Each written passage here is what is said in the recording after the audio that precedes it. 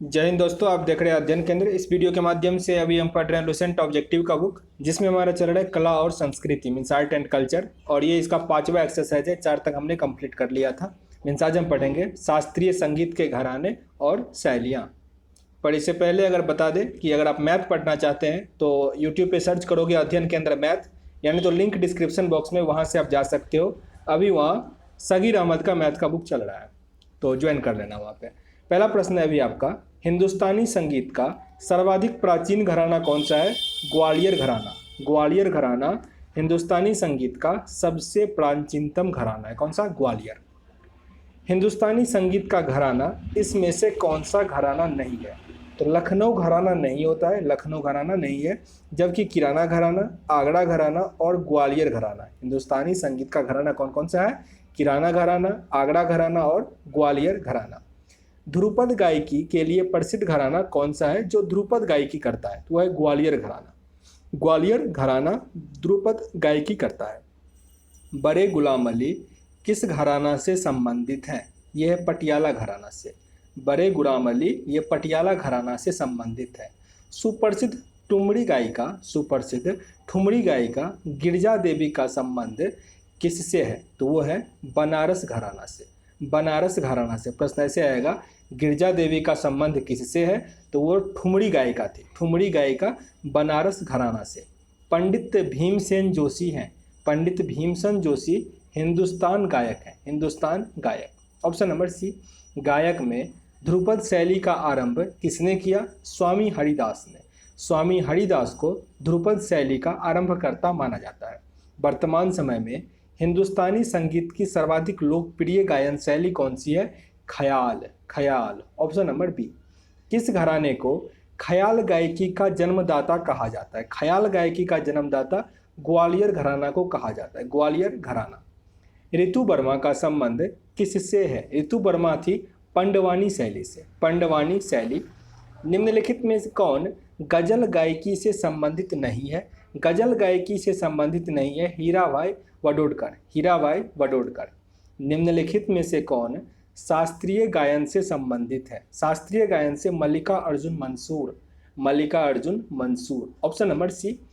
प्रसिद्ध गायिका पिनाज मसानी किस गायकी से संबंधित है?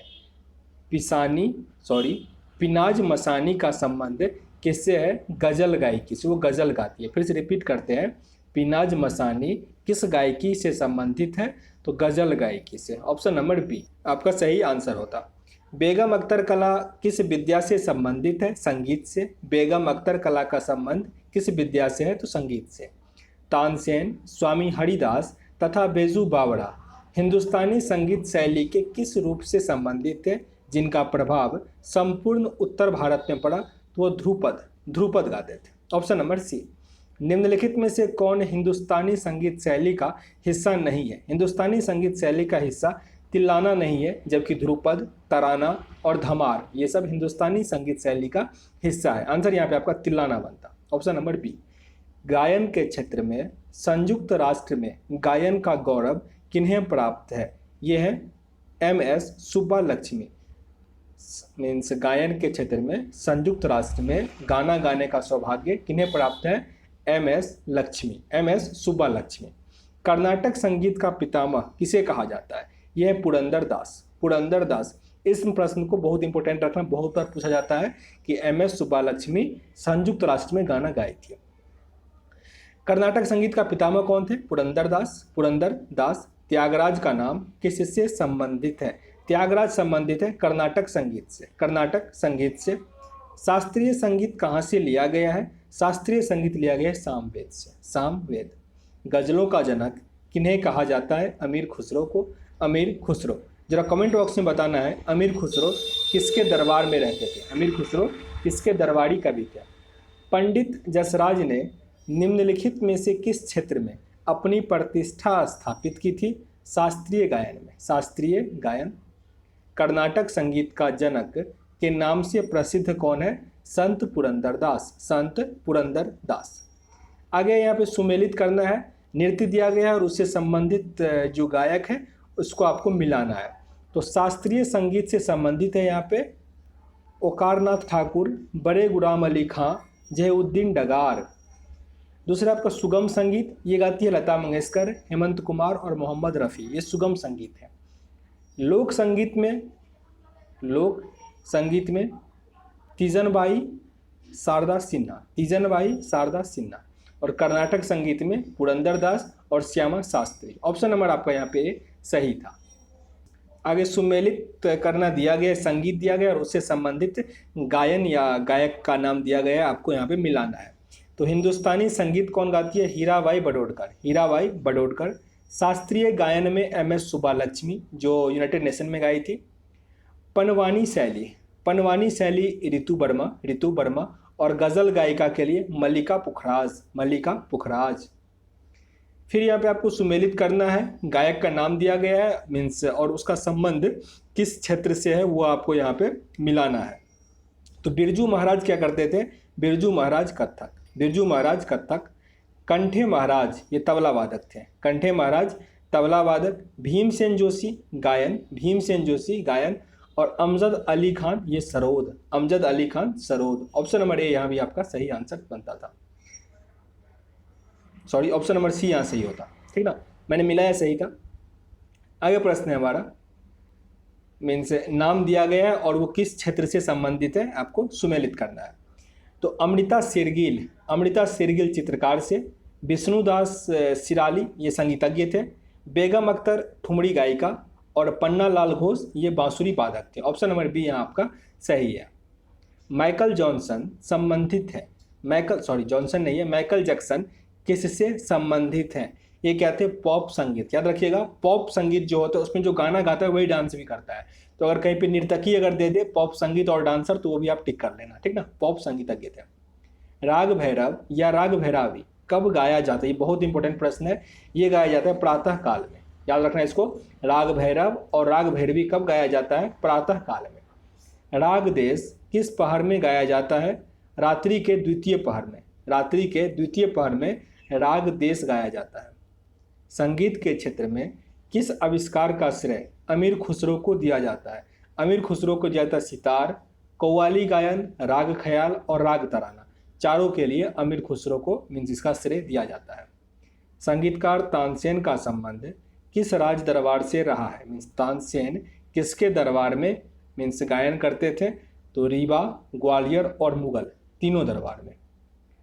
भातखंडे संगीत महाविद्यालय कहाँ स्थित है? भातखंडे संगीत महाविद्यालय उत्तर प्रदेश के लखनऊ में है। ऑप्शन नंबर ए। अमीर खुसरो का नाम किस वाद्य यंत्र के आविष्कार से जुड़ा हुआ है? सितार। राग रागनिया का प्रथम बार विस्तृत विवेचन किसने किया? नारद के संगीत मकरनंद में राग रागियों का प्रथम बार विस्तृत विवेचन हुआ। प्रातः काल में गाया जाने वाला राग कौन सा है? प्रातः काल में होता है राज दरबारी। ऑप्शन नंबर बी आपका सही आंसर है। शास्त्रीय संगीत के सिद्धांत की विवेचना कहाँ की गई है? सामवेद में। पंडित भीमसेन जोशी के क्रियाकलाप का क्षेत्र क्या रहा है? इनका क्षेत्र रहा है शास्त्रीय संगीत। Option number B. निम्नलिखित में से कौन हिंदुस्तानी शास्त्रीय संगीत में सुविख्यात है? MS Subbulakshmi. Option number B. भारतीय वोकल म्यूजिक का प्राचीन रूप कौन सा है? भारतीय वोकल म्यूजिक का ध्रुपद। Option number B. निम्नलिखित में से कौन सा एक हिंदुस्तानी शास्त्रीय संगीत का गायक या गायिका है इसमें से? तो वह है लीला सैमसन। काफ़ी इंपॉर्टेंट है। लीला सैमसन का संबंध किससे है? हिंदुस्तानी शास्त्रीय संगीत से। ठुमरी गायिका गिरिजा देवी का संबंध किस घराने से है? यह है बनारस घराना से। गिरिजा देवी ठुमरी गाती थी। यहाँ पे आपको सुमेलित करना है। सूची 1 और सूची 2 दिया गया है, नाम दिया गया है और किससे संबंधित है वो यहाँ आपको मिलाना है। 1 मिनट।